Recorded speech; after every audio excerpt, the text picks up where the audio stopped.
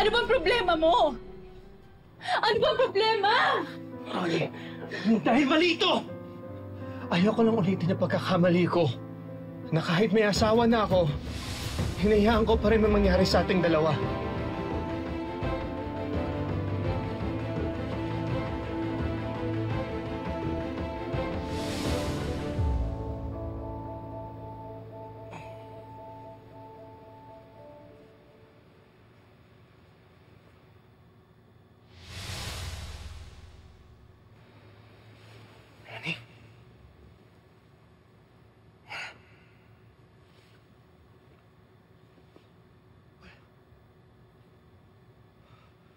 Oh no.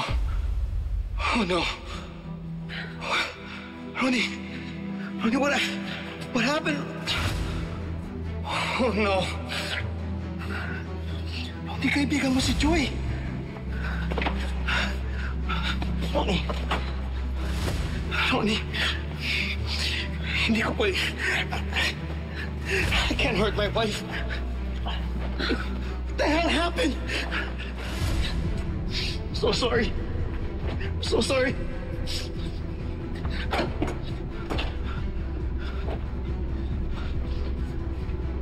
Ronnie, kahit minsan lang nangyari sa atin, nakahalata si Joy.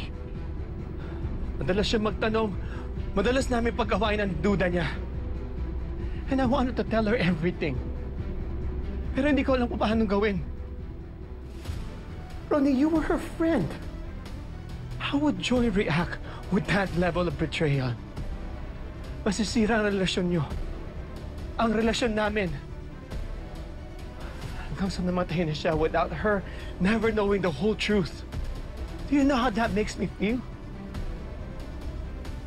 Do you know the guilt I live with? Tapos ngayon, gusto mong ulitin natin yung kasalanan natin?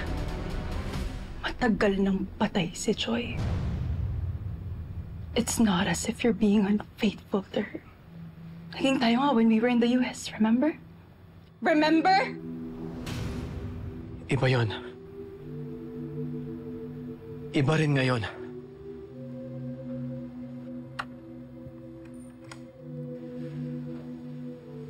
I don't want to be unfaithful anymore. Unfaithful? Unfaithful to whom? Sa Carolina na naman na yun?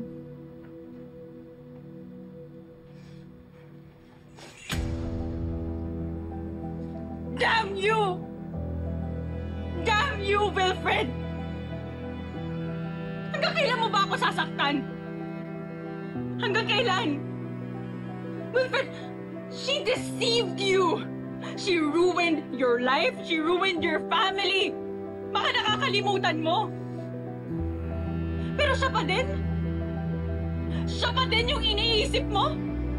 Habang ako wala akong ibang ginawa kundi pagtrabahuhan yung pagmamahal mo. And all I got is what? What?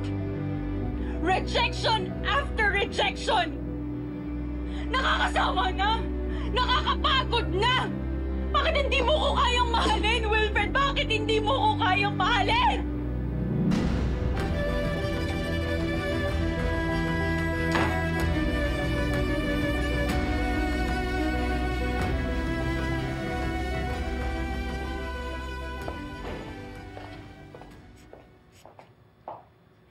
Oh, ang bilis mo naman. Anong nangyari?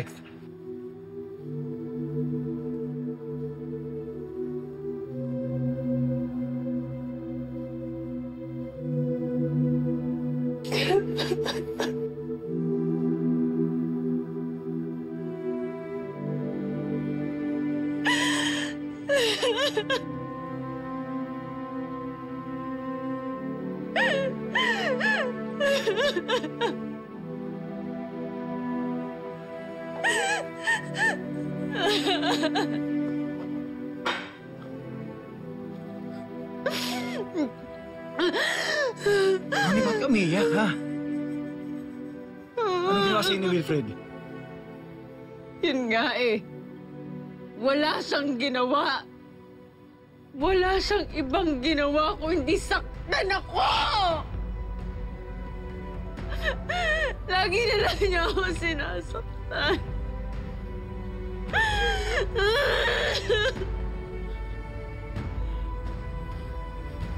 Tama na. Tama na yan. Tama na. Huwag kang umiyak. Ano pa? Tama na.